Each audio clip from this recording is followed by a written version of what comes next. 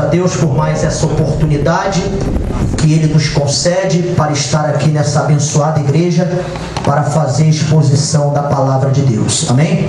Nós já vamos ler a Bíblia Sagrada sem muita delonga na segunda epístola de Paulo aos Tessalonicenses, no capítulo 3, versículo 3. Amém?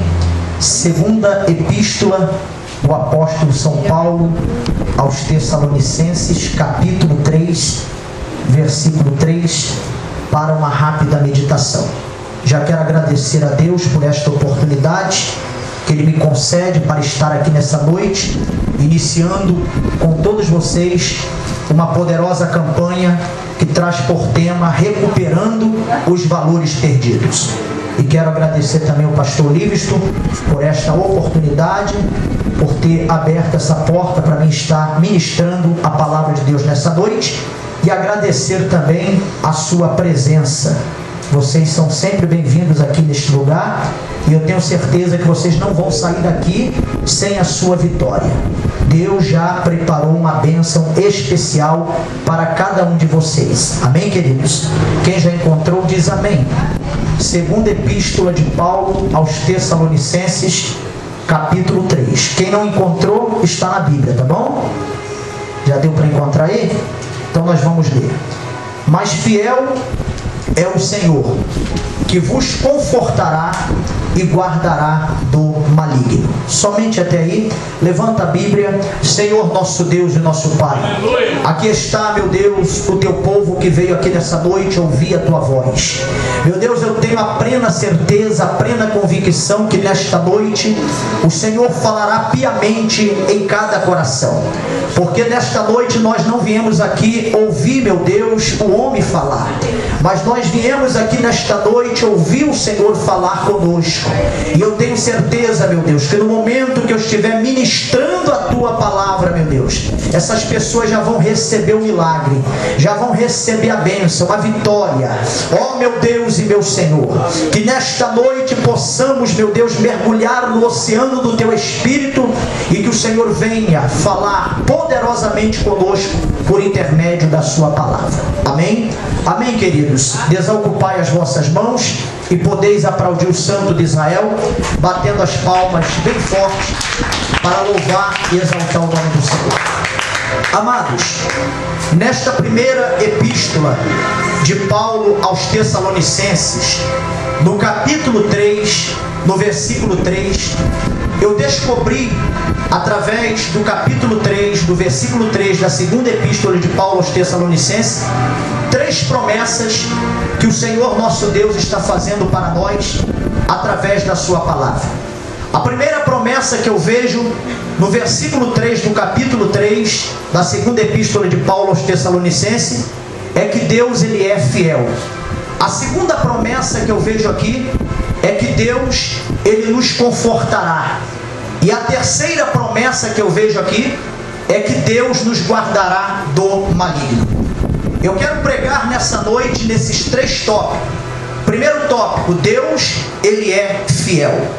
Nós sabemos, queridos, que o nosso Deus, Ele é um Deus fiel, porque tudo aquilo que Ele promete, tudo aquilo que Ele fala, com certeza Ele cumpre.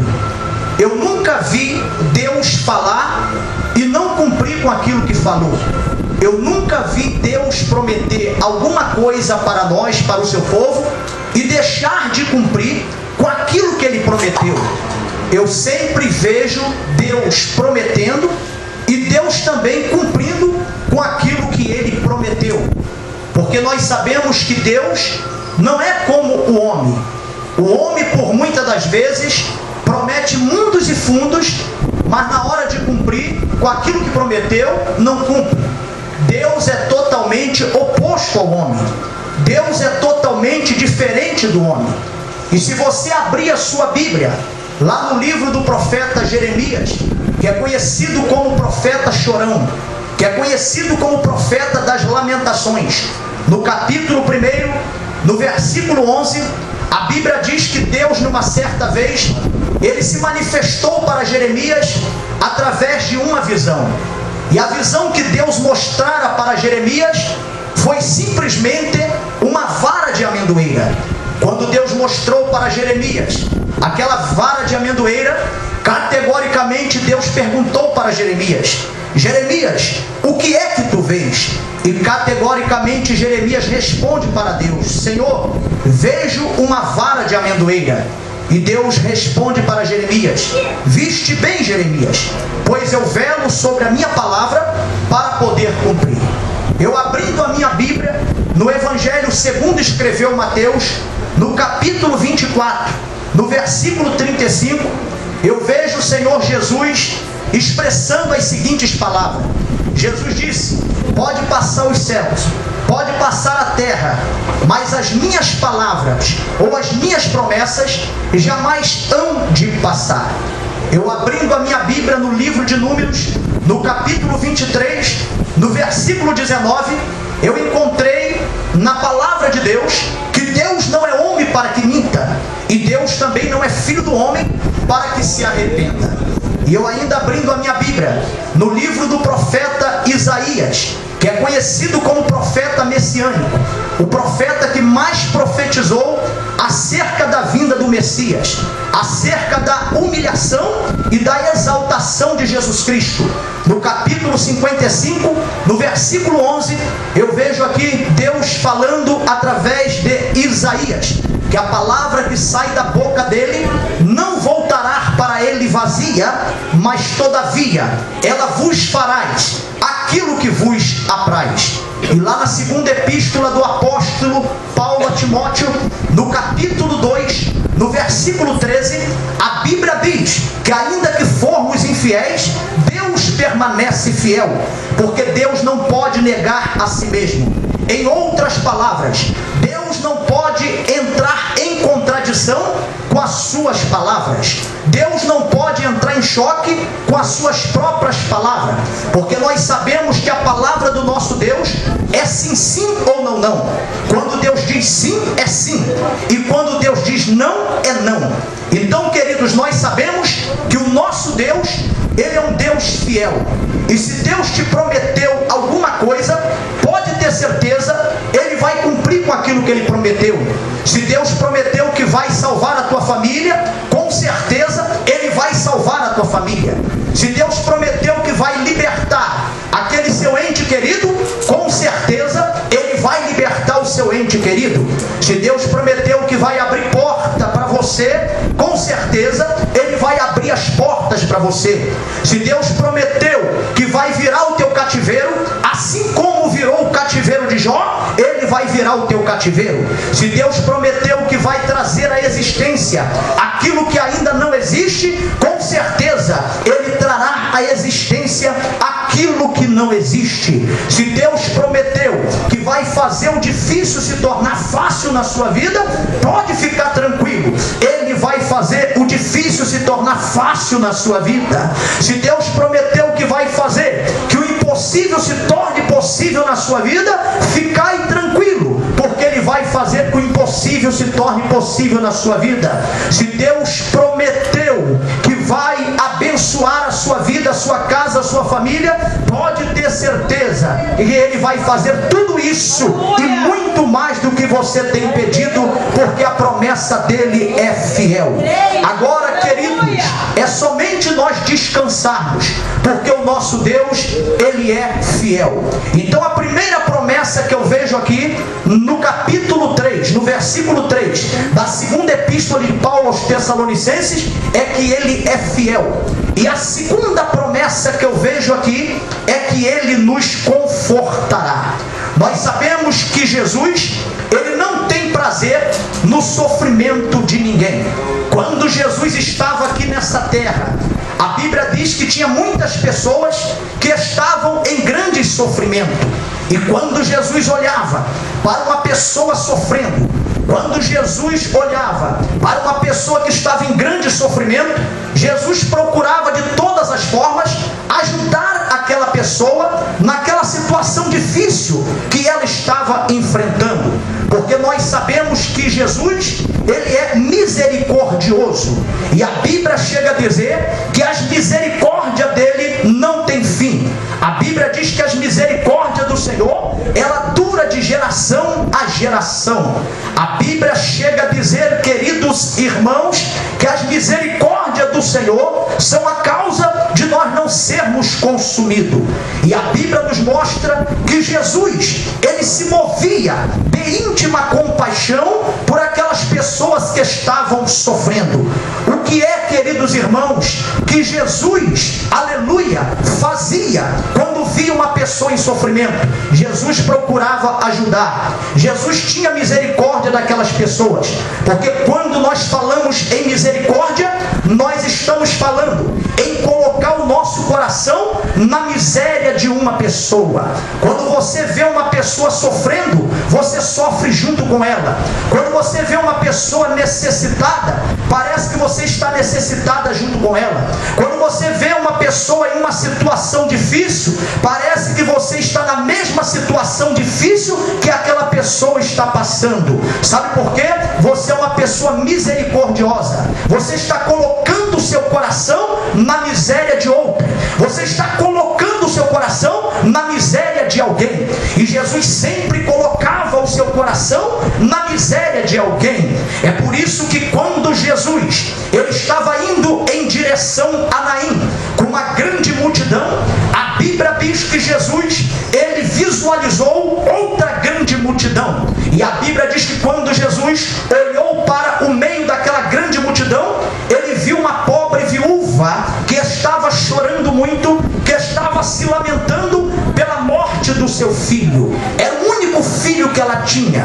E a Bíblia diz que esta viúva, ela estava saindo para enterrar o seu único filho. E quando Jesus viu aquela mulher chorando pela morte do seu filho, a Bíblia diz que Jesus se moveu de íntima compaixão por ela.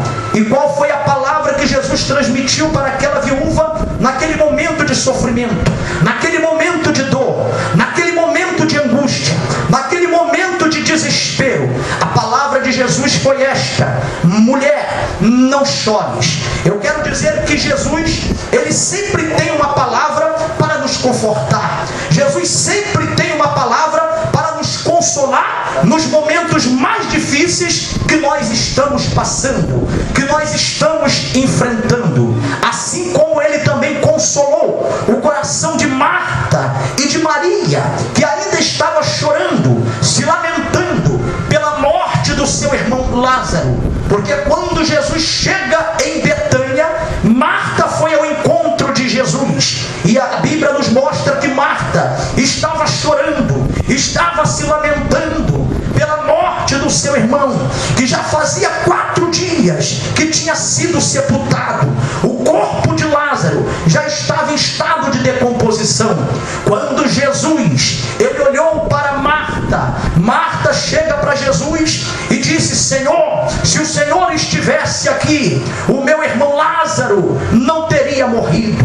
Mas Jesus, nesse exato momento, ele procurou confortar Marta, ele procurou consolar o coração de Marta, e ele disse para Marta: Marta, o seu irmão há de ressuscitar.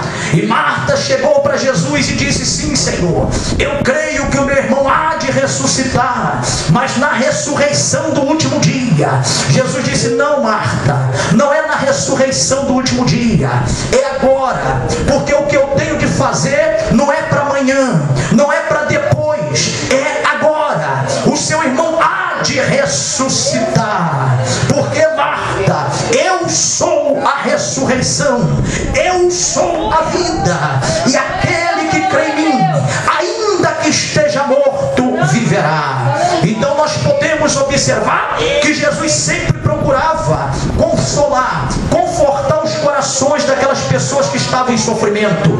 A Bíblia diz no Evangelho segundo escreveu João, que os discípulos do Senhor, numa certa vez, se encontravam com seus corações turbados, e Jesus percebeu que os discípulos dele estavam com seus corações turbados, e Jesus nesse exato momento chega para os seus discípulos e disse: não se turbe o vosso coração, crede em Deus, crede também em mim, porque na casa de meu Pai há muitas moradas, e se não fosse assim, eu não vos teria dito: vou preparar lugar, e quando eu for preparar lugar, voltarei e levarei vós para mim mesmo, para que aonde eu estiver, comigo também.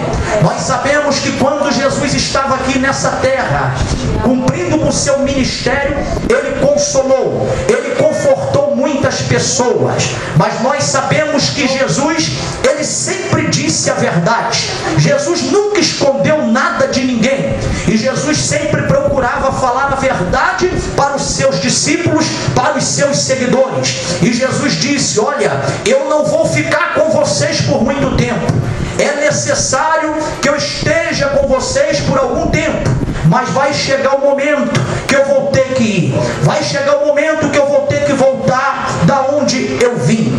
Mas eu quero dizer para vocês não ficarem atribulados. Eu quero dizer para vocês ficarem tranquilos, porque eu vou, mas eu não vou deixar vocês sozinhos.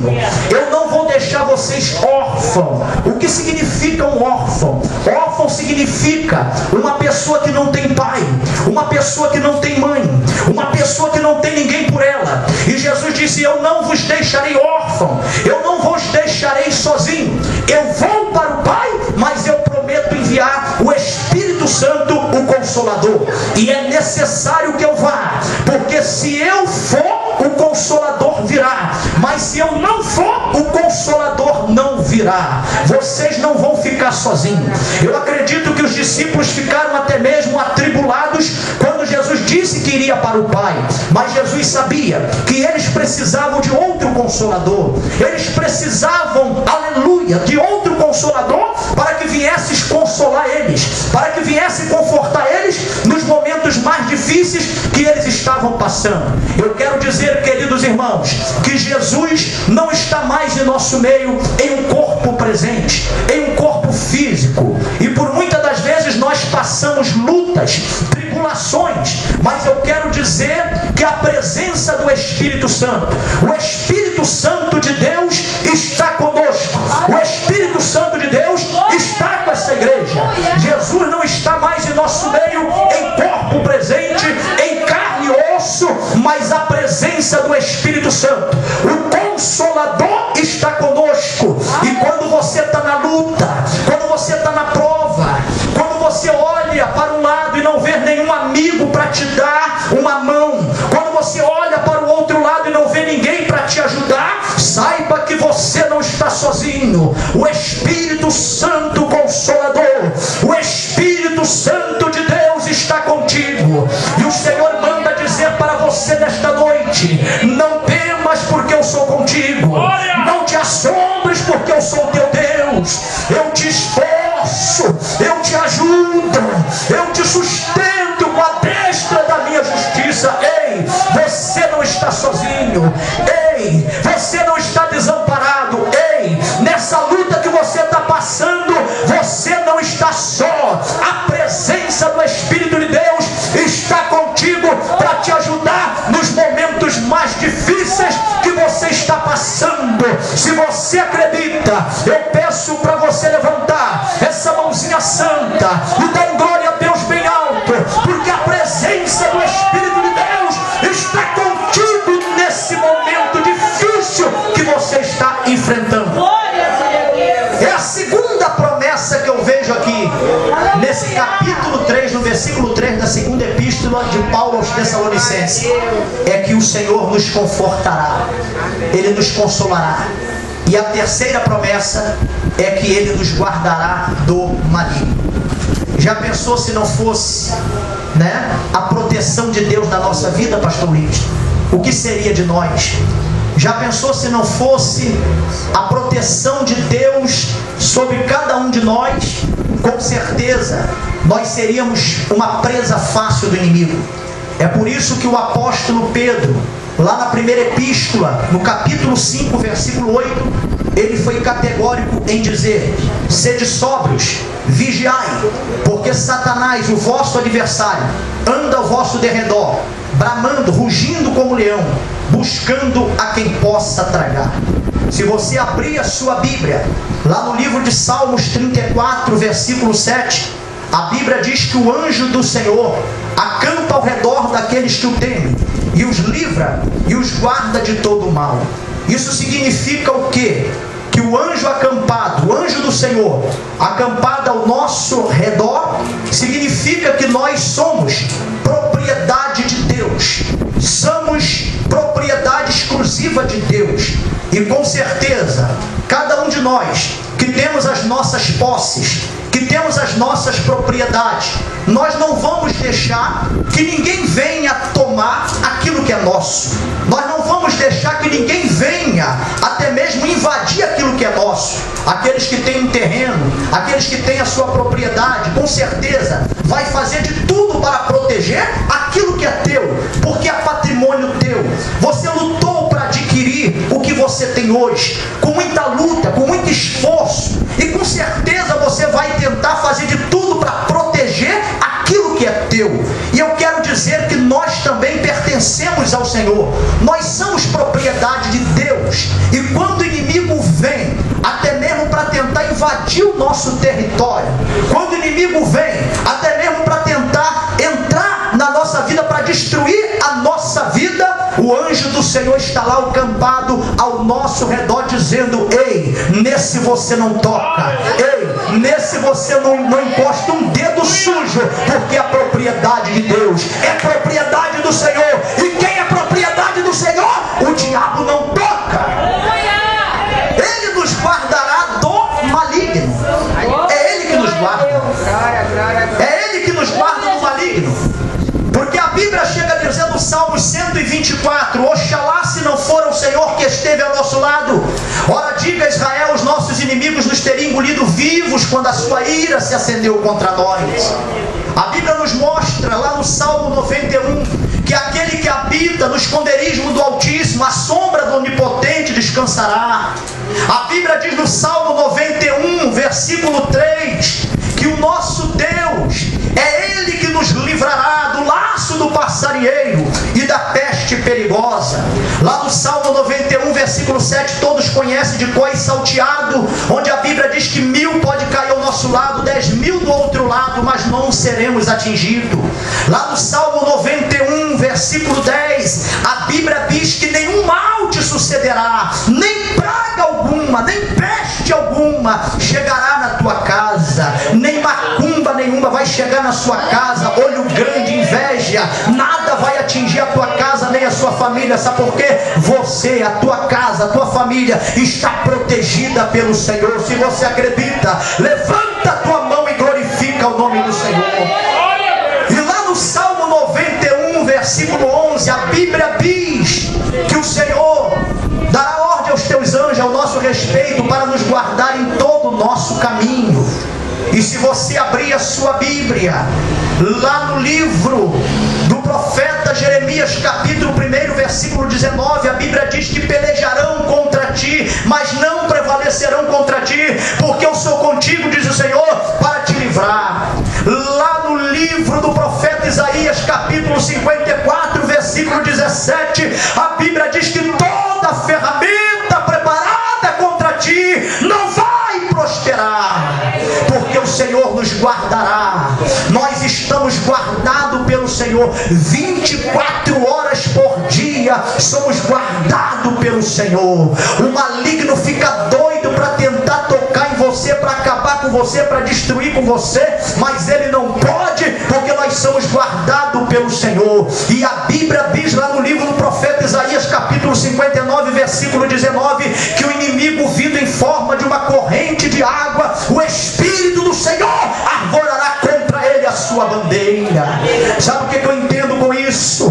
Deus me deu a interpretação desse versículo. O inimigo, vindo em forma de uma corrente de água, o Espírito do Senhor arvorará contra ele a sua bandeira.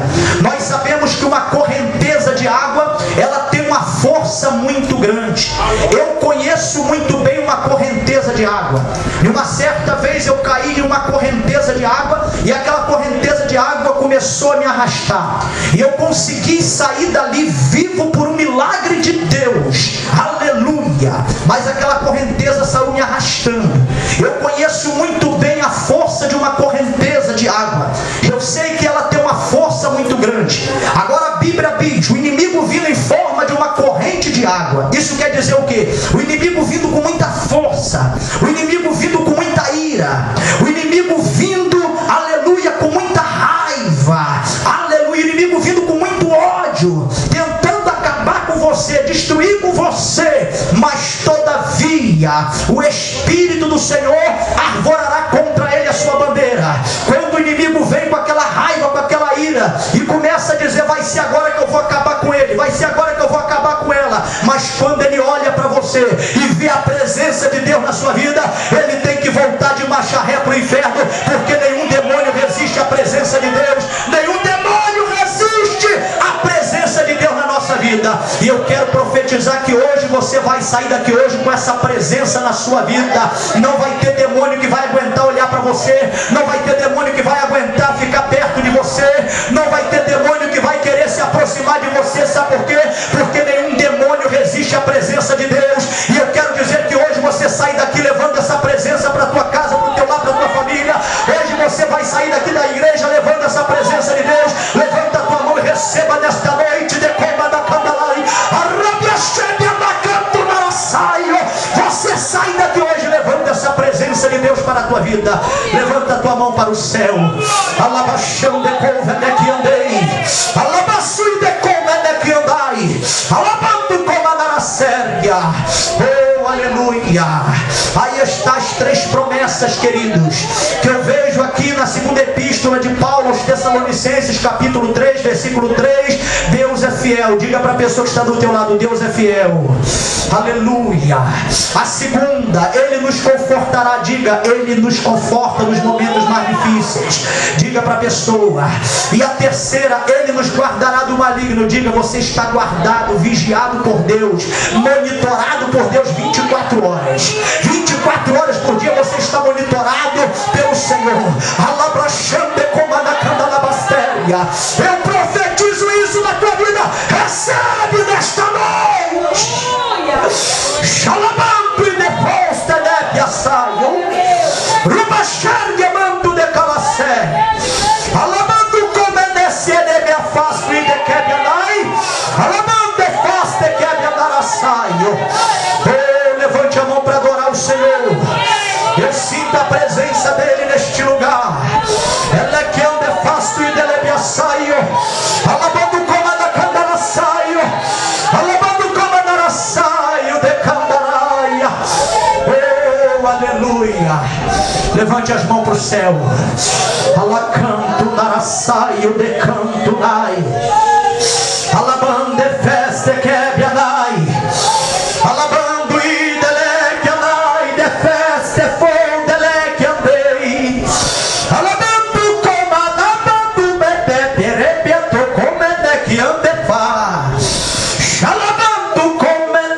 saio de canto naraçá. Alabando naraçu bianeque naraçá. Eu sinto Deus nesse lugar. Começa a dar uma rajada de glória aí. Começa a dar uma rajada de glória. Glória de rebiastu e deleque andou. Alabando como a naraçu banai de canto naraçá.